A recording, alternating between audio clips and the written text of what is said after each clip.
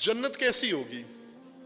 جنت کا نقشہ تو آپ کو بہت پسند ہے، یہی جو ظاہری طور پر علماء ذکر کرتے ہیں، خصوصاً تبلیغی علماء جو جنت کی تصویر بناتے ہیں کہ جنت میں ٹیمپریچر کتنا ہوگا، جنت میں ماحول کیسا ہوگا، جب آپ مومن باہر نکلے گا تو سڑکیں کیسی ہوں گی، سونے کی سڑکیں ہوں گی، وہاں پر چاندی کے درخت ہوں گے، اور سڑکوں کے اوپر درخت نہیں ہوں گے بلکہ حوریں بال بچھائے ہوئے کھڑی ہوئی ہوں گی، اور جدھر مومن رخ کرے گا حور پکڑ کے اس کو اپنے بغل میں لے لے گی۔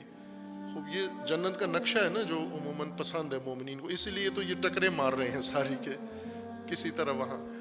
تو جو چیزیں جنت میں اچھی ہیں وہ دنیا میں بری کیسے ہو گئی ہیں؟ دنیا میں پھل ہوں گے، جنت میں پھل ہوں گے، وہاں تو بہت اچھے ہیں اگر ہوں، تو دنیا میں پھل برے ہیں۔ جنتی شہد بہت اچھا ہے، شوگر ہونے کے باوجود کہا گیا ہے کہ شہد کھانا ہوگا آپ کو وہاں پر، تو دنیا میں شہد خراب کیسے ہو گیا؟ جنت میں دودھ ہوگا، دنیا میں بھی دودھ کیوں برا ہو گیا ہے؟ جنت میں پھول ہوں گے تو دنیا میں بھی پھول اچھی چیزیں، جو جنت میں اچھی چیز ہے وہ دنیا میں بھی اچھی ہونی چاہیے، جو دنیا میں غلط ہے وہ جنت میں بھی غلط ہے۔ جنت میں کسی کو نہیں کہا گیا کہ جنت میں نعوذ باللہ کو گالیاں دے گا، تو اگر جنت میں گالی ممنوع ہے تو یہاں بھی ممنوع ہے۔ جنت میں حسد نہیں ہوگا تو دنیا میں بھی حسد نہیں ہو، جو چیز وہاں خراب وہ یہاں بھی خراب ہے، جو وہاں اچھی ہے وہ یہاں بھی اچھی ہے۔ تو یہ جو جنت کا یہ ظاہری جو ترجموں میں جنت کی تفسیر مفسرین نے کی ہے، جو اللہ نے بیان کیا ہے وہ نہیں، جو مفسرین نے جنت آپ کے سامنے کھولی ہے بیان کیا، میں اس کی بات کر رہا ہوں کہ وہ تو ساری جنت ایک میلہ ہے۔ جنت اس میں کہیں بھی ذکر نہیں ہے نماز جماعت ہوگی، جنت میں مدرسہ ہوگا، دعائیں ہو رہی ہوں گی، سب تو جنت کا کھول کے دیکھیں نا، حور، غلمان، نہریں اور تکیے اور بستر، اور تو مومن تو پریشان ہو جاتا ہے کہ یہ تھوڑا سا ان چیزوں سے تفریح کا بھی تو موقع ملے۔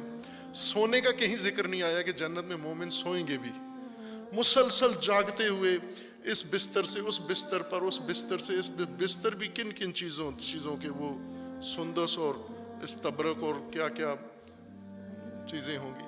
غلمان، حوریں اور غلمان، غلمان نر ہوں گے اور حوریں مادہ، یہ تفسیر جو کی گئی ہے میں اس کی بات کر رہا ہوں۔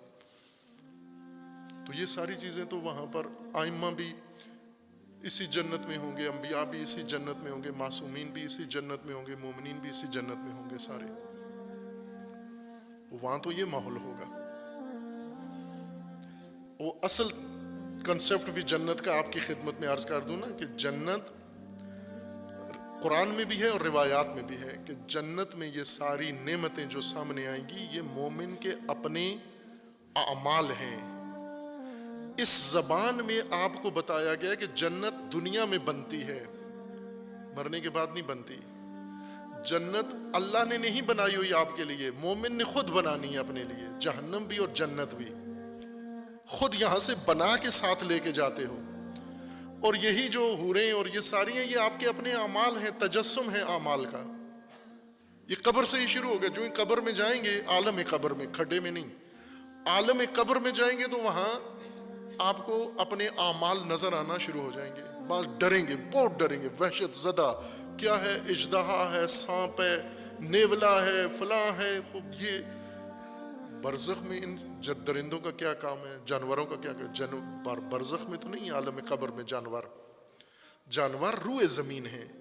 یہ جو کھڈا کھوتے ہیں اس کے اندر بھی جانور نہیں ہے، سانپ اژدہے اوپر ہوتے ہیں، نیچے نہیں ہوتے۔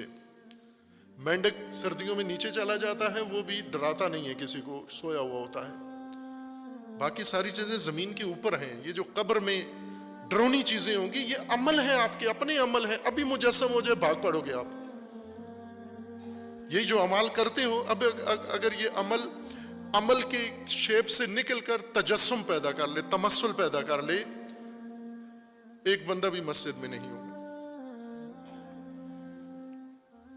خوفناک ہے وہ خوفناک جہنم ہم نے خود اپنے ہاتھوں سے بنائی ہوئی ہے، اور وہ خوبصورت جنت ہم نے خود اپنے عمل سے بنائی ہوئی ہے. ہر ایک کی جنت علیحدہ ہے, ایک ہی جنت میں سارے نہیں ہیں, اس لیے مختلف ہوگی. حسن و خوبصورتی میں بھی یوں نہیں ہے کہ باہر ایک پارک بنا ہوا ہے عمومی جنرل پارک ہے, اس میں سارا محلہ آ جائے, سارا لاہور اس پارک میں ہوگا, ایک ہی پارک میں, الگ الگ پارک میں ہوں گے. چونکہ ہر ایک کا عمل الگ ہے, ہر ایک کا زندگی اور شخصیت الگ ہے. یہ شخصیت کھولیں گے جنت بن جائے گی. یہ حقیقی تصور ہے جنت کا. لیکن وہ جو ظاہری ہے کہ یہ ساری چیزیں بہشت میں دی جائیں گی, تو اس کا مطلب ہے اچھی چیزیں ہیں نا, تو بہشت کے لیے منظور کی گئی ہیں, تو دنیا میں بھی اچھی ہیں یہ چیزیں.